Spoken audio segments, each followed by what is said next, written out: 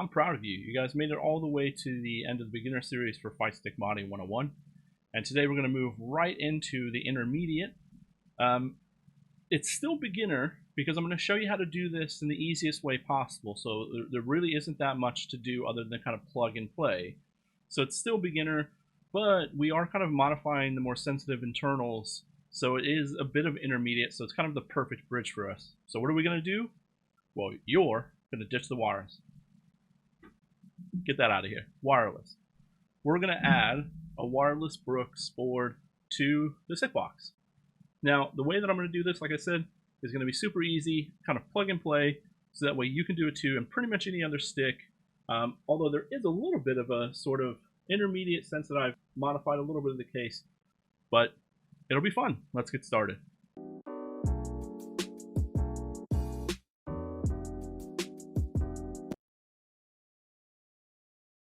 I've laid out everything we need here. First is the Brook hitbox cable. If you're using a hitbox, if you're not using a hitbox, then you do not need this. But since I'm going to be wiring the hitbox from hitbox, I will need this. It's a 5-pin conversion cable. For everything else, you will need the fighting board cable. This comes with a connector that connects right to the fighting board. So it's very easy. Plug it into the buttons, and then you're done. Simple. Now, you can do your own cables, and I'm going to talk a little bit about that, and I'll show you how to do that quickly. But we might save sort of cable modifications for a more advanced tutorial video later. But if you don't want to do that, if you want the simplest method, this is it. It's like $14 on Amazon. This is like $5, right, for the hitbox conversion. And it's going to be your simplest plug and play. Done. And then you'll need your board. Now, I use the hitbox, or I like to use the hitbox basically in bed, I know. But I have a TV in front of me, kind of easy to just sit there. So I didn't want anything wired, so I went with the Brook wireless fighting board.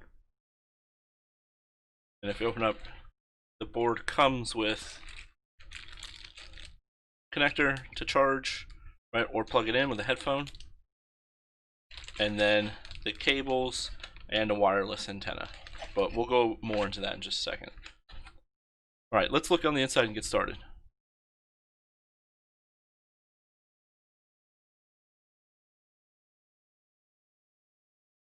So what you're seeing is the inside of this hitbox. Now, you can see that I've already pretty much wired this with some custom wires. Now, I'm going to be taking these out because I'm going to be using these later in a custom wire build. It's a special board that I'm building myself, and I'm going to be kind of repurposing these wires, adding in some nice cable mods. And so that'll be for an advanced video later. But I wanted to show you what it looks like.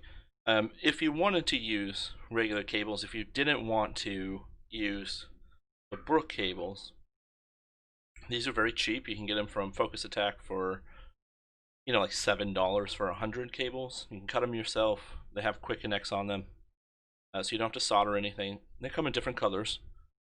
And if you want to use them, so if this is the Brook's board, essentially what you're going to do is each of these little panels corresponds to a different part of the board, or a different part of the stick.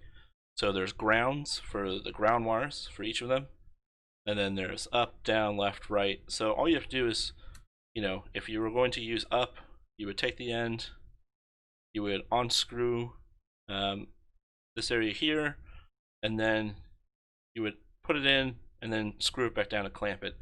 And then that would pretty much be it. You wouldn't really need to use this 20-pin quick connector. You would need a connector for the L3, R3, and touchpad, which comes in the Brook. This is why I suggest the Brooks, because that comes with it, and so all you have to do is plug it in there. You don't have to worry about that. There are no actually, I don't know if there are or not. there are no L3, R3, and touchpad areas here, right, on the board. There's start, option select, right, and share. So for that, you definitely do need the connector, right? So that's kind of the one area where you need it. And then you'll use the connectors here for the audio that go in, connect to this, right, where you can plug in. So it's pretty simple to do. It just is a lot of cutting and a lot of sort of work on your end to get the cables looking nice. And you see it's pretty terrible. So I'm going to take this out and do this later. The other thing you'll need is, if you're going to use the wireless, you need a battery. And I'm going to link this in the description, the one I got on Amazon. It's the one that's suggested by most people who mod. It's an Instein battery, and I think it's a 3.7 volts, right? And it just connects here, so that way when you're charging it, here the cable that connects here will charge the battery, and then once you unplug, you'll have wireless option. The last thing I'm going to mention, and this is specific to this hitbox. So this hitbox from the company, Hitbox Arcade, is okay. I mean, it's sturdy, it's nice, it looks nice, right? The aesthetic is great. The problem is that there's no room for L3, R3, or touchpad. When it comes, it only has these buttons over here for option, select, right, start, and option, select, start, and share. And then it has this hole over here, which is where typically the cord comes in when you plug it in. So what I ended up doing is I ended up drilling holes for L3 and R3, and then I drilled a hole here for this, right? So that way that can fit and sit inside perfectly. So even though I'm using this is more advanced, right, where you'd actually have to drill, and all you need is a step drill, drill in the hole you need, and you're good to go. It's relatively easy. I'm using this because this is just personally what I need to do is get this set up and rewired with this new wireless board. But they're not all going to be this easy. They're not all going to have a space for this, right, for the audio jack in it. So you're going to have to kind of be on the lookout for that. So just a heads up. And then the last thing that's also specific to this hitbox is that there's no good place to put the wireless antenna. You see, the antenna is relatively thin. It's too thin to sit nicely inside of that hole. So one thing you can do is that typically, this is the original connector that comes with this hitbox. What you can do is, there's a nut underneath. It takes a while, but you can unscrew it, right? Pop it out, and inside will be these pins, right? Because that's what connects. All you gotta do is pull those out, and then what you have is a nice hole here, which you can put back on, and then with a nut you can put the antenna in there, and it sits nice. It works really well. And if you don't want it that far out, right, you can go backwards, and it'll give you even more room there for the antenna to stick out if you're worried. So that's specific to this hitbox. That's just a little kind of more advanced mod idea. Okay, so let's get started though with the inside, and let's get everything going. Here you'll see the posts. I've already taken the PCB that came with the board off, or that came with the stick off, and then what's left of these posts here. You can use the posts, and in fact, they mostly line up. Usually 1 and 1, but what you can do is sort of turn it and angle it, and then you can get 1 here and 1 here, which would be perfectly fine. And then the only thing you have to figure out is where you're going to put the battery. I think in this case what I'm going to do is I'm going to find a way to put the battery underneath it and set it there. You can get a battery caddy, which is like an actual piece of plastic that the battery sits in, and then it screws here, and then it has little feet that you can put down. So it's all nice. It looks really nice. You can get that from Focus Attack. But it didn't come in time for me to use it for this particular build, so I'll use it and show it for a future one. So for me, I'm just going to kind of mount this on my own underneath, and then I'll use the posts for the actual board. Let's get started with disconnecting and getting everything ready to go.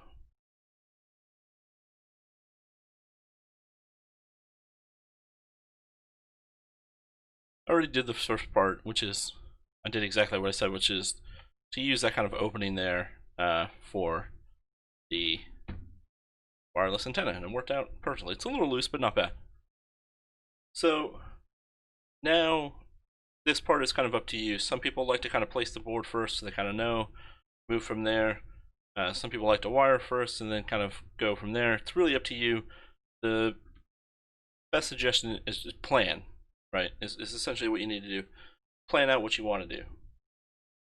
You know you're going to have some extra room, because essentially what's going to happen is that these, for the hitbox, this hitbox converter is going to add more room, because it's going to come off 20-pin connector here. This is where normally the 5-pin would go in for a stick, but since we don't have a stick, we're going to pop this in here. So you see it's going to add quite a bit more room. So you'll need to plan out this extra room for these wires, which will go in for the directional inputs. But to break down the rest of this 20-pin cable, it's fairly simple, and luckily Brook already kind of does this for you, which is you have your punches, then you have your kicks, so they've already kind of separated them off for you.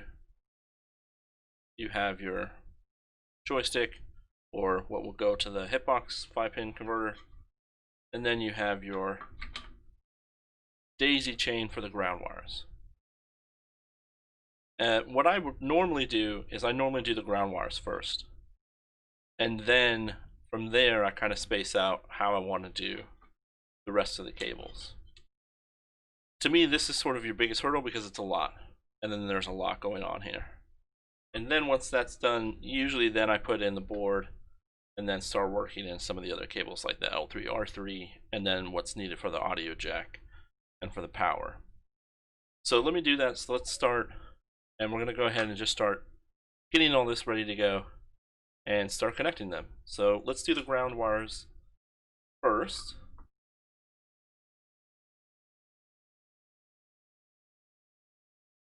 And these are, sorry, I forgot to mention these. I jumped right to the ground wires. These, the red, black, white, and gray, are your options share, select. And I believe the order is, I'm trying to look at my little notes here, if I remember.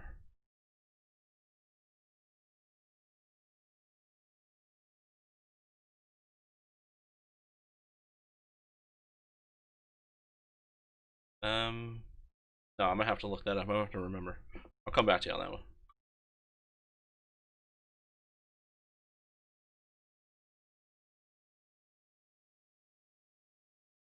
All right, let's do the ground wires first.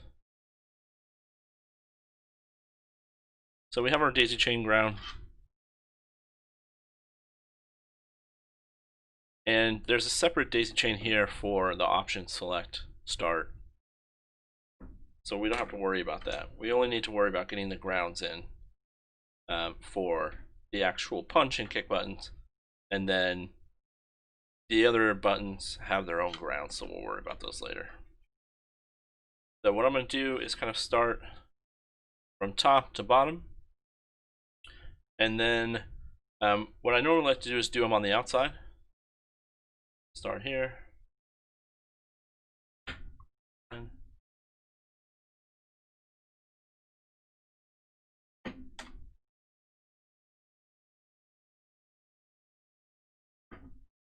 To make this a little easier, what you can do is support underneath.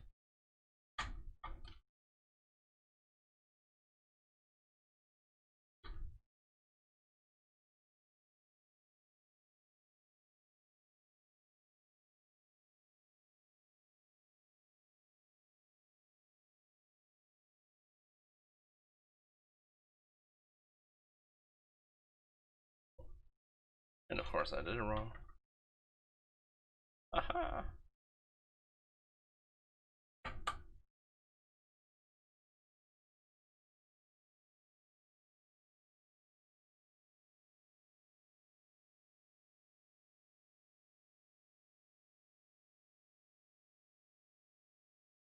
Wow, I'm just killing it today.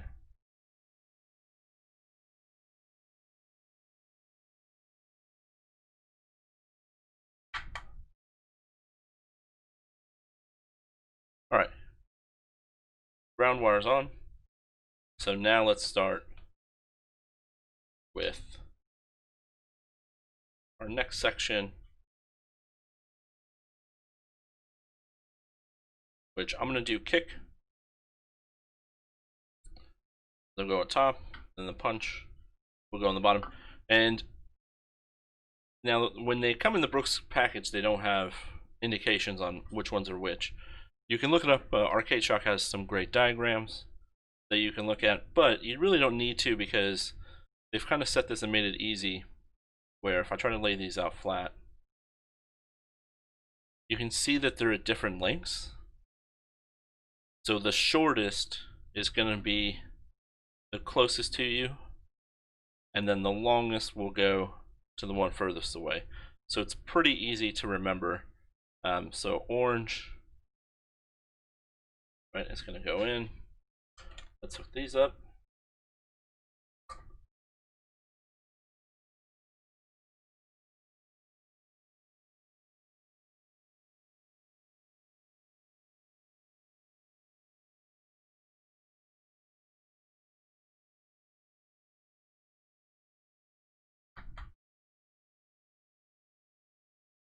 Then we have punch, and same thing. You can see blue is short, the shortest, so this one's going to go closest.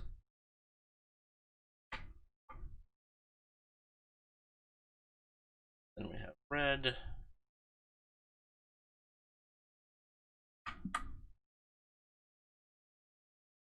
Then gray.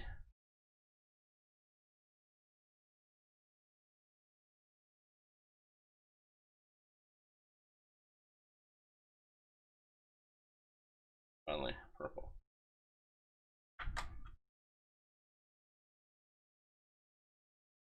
Right.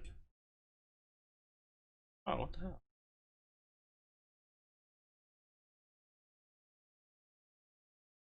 And now we can do the same for the punch buttons. So blue will go first.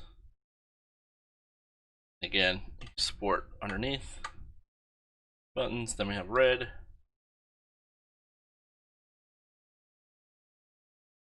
Then we have gray.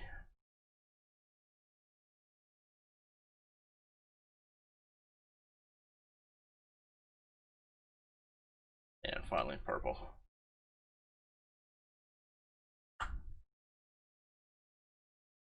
Okay. So now we have all punch and the L1, L2, R2, R1 all ready to go. Now this is where you can either leave it like this. Most people will probably, crunch them down, put the panel on top, good to go. Totally fine if you do that. Just don't pinch anything. If you want to take the extra step though, this is where you can kind of do some cable management. As you see that Brooks has already kind of done it for you, where they've kind of clipped them separately. But this is where you can start to get really specific. I need to reattach. Yeah.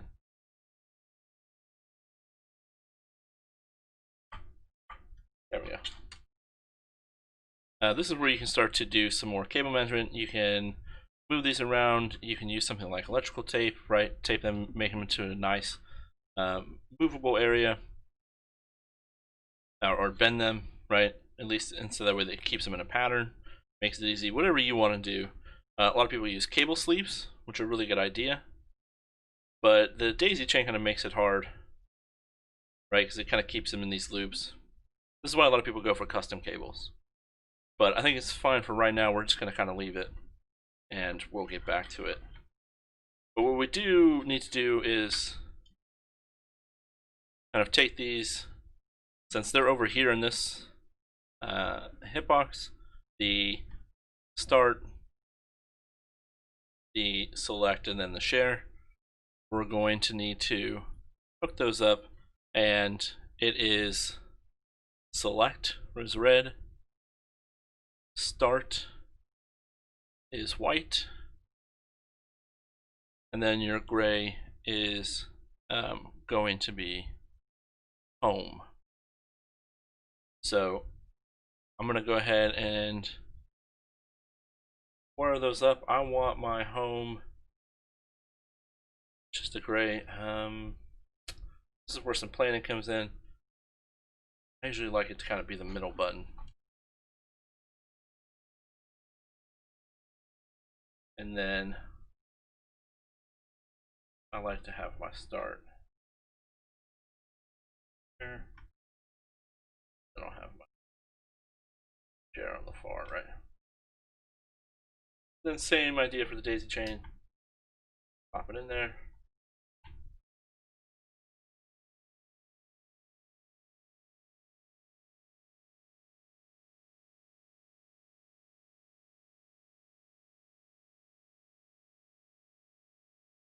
And there we go.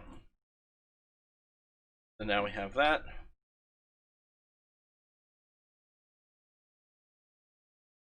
And all of that's done now.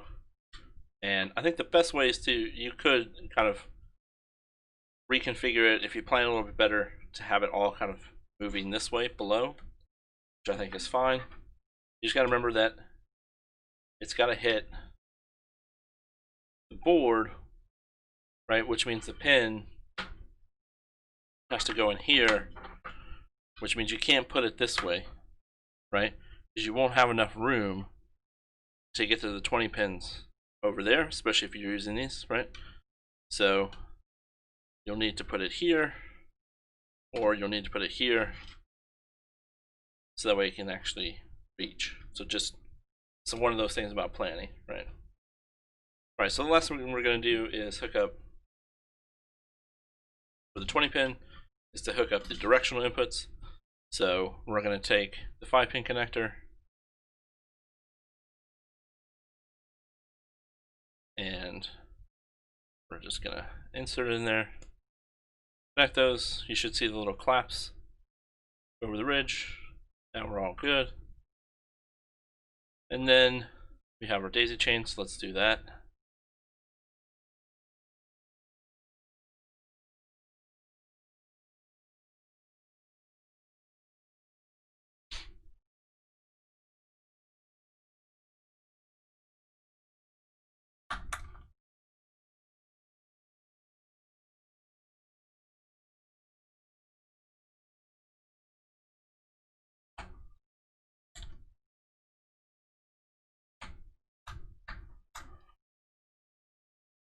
Now we can hook up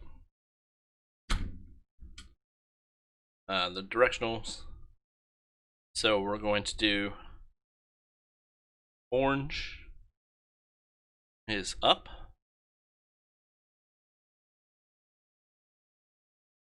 red is down, yellow is left, and green is right. So orange up,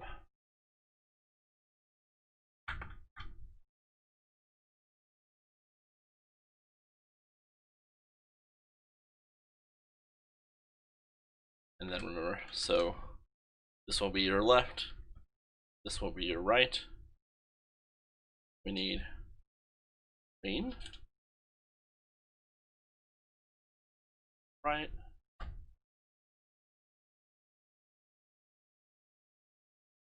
yellow for the left, and red for now.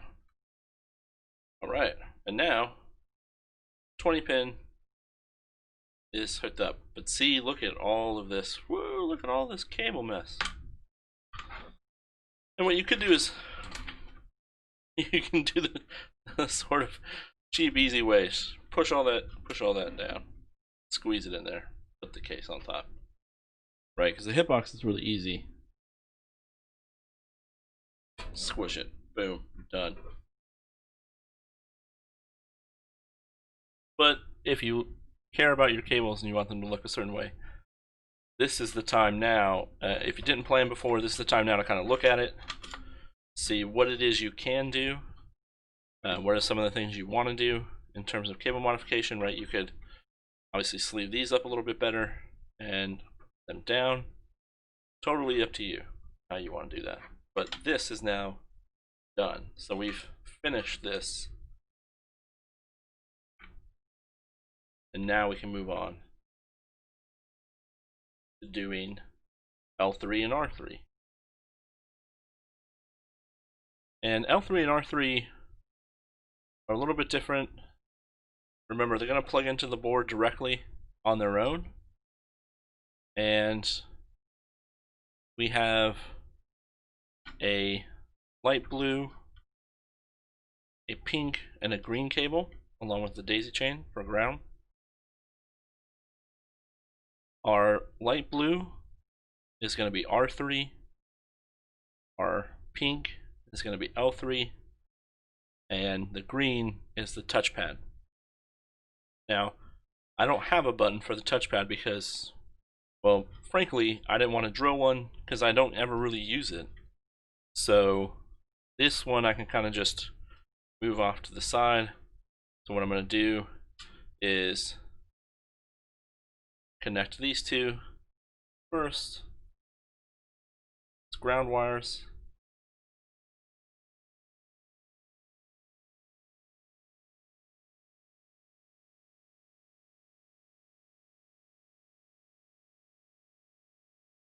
Then connect in. I want R3 be red, L3.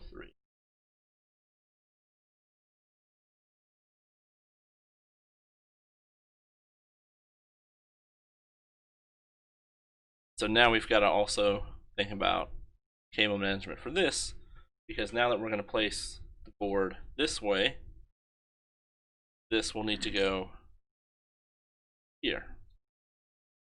And you might be able to route them around.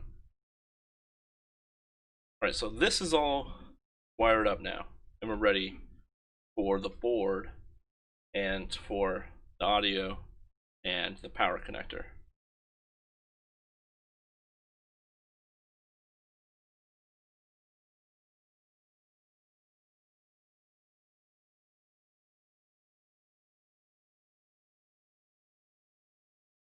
Alright, I cheated a little bit and went ahead and did some cable management. Now this is very quick, but just to show you how far a little bit of electrical tape can get you here, which is that I've got most of the cables down, pretty smooth over the top, not too bad.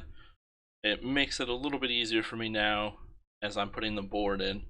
The only thing is that the 20 pin connector isn't going to fit if I place the board all the way over here, so I'm going to place the board closer, and I'm just going to put some feet on the board, which you can get anywhere Focus Attack, Arcade Shock. You know the places by now. So what I'm going to do is go ahead and place the board in and get that set. So I'm going to put the feet in. Right, this with these little holes. You can either use the holes to go into the posts with screws, or I'm going to put in the little PCB feet and then stick it kind of right over here, so it's kind of out of the way. Then I'm going to put the battery over here. So let me do that real quick so you can see what it looks like.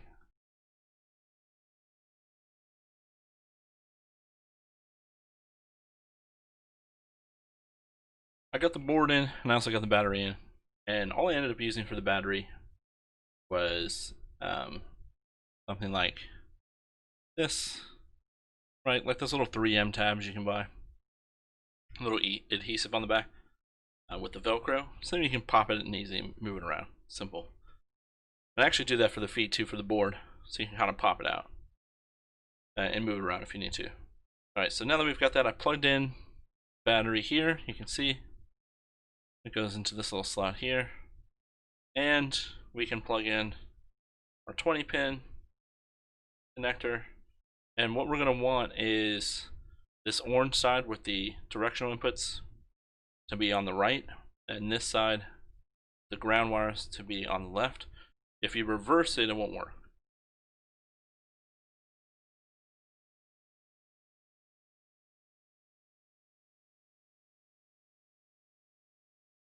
we go. Got that plugged in. And we're good. The other thing I did is also, you can see here, so if I move this wire out of the way, this little gold piece here, that is the wireless antenna connector. You just pop right in. It's very simple. The last thing we have to do is to hook up the power and audio. And we're going to insert that here and then run the wires over. What we can do now if you want is to also put in your L3R3, which is going to go in this middle connector here.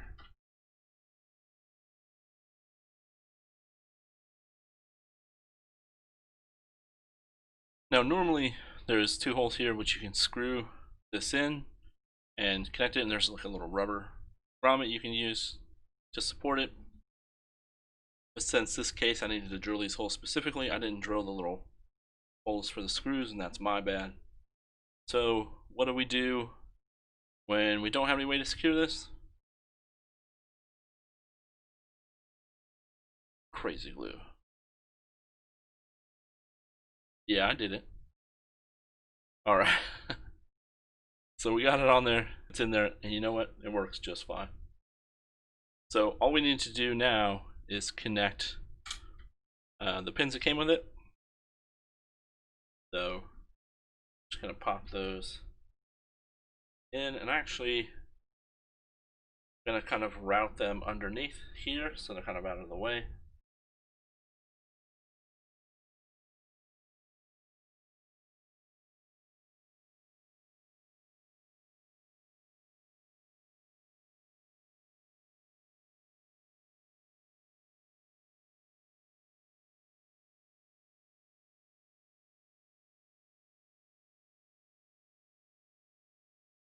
There we go.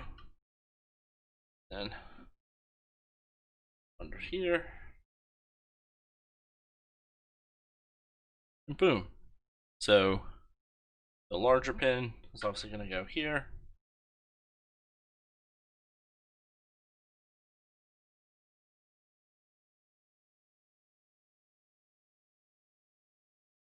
Sometimes it's hard. And then the smaller pin. So right in front for your audio. There you go.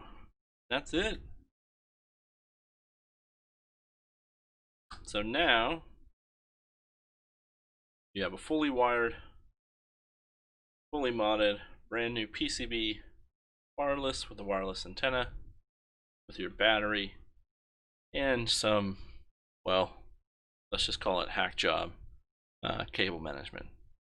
But like I said, we'll do some fancier stuff later. But for now, this should get you going. So this is everything you need, and now you're ready to run. You just plug in the cable, and then charge up your battery, and then you'll be fully wireless. Now, if you don't use the wireless one, if you use the PS4 with audio, or if you use the universal board, so if you want to use a board where you can play with multiple, or a retro board, whatever, the process is mostly the same. The only difference is really the cables here that go here are on the wireless and on the PS4 audio with audio board.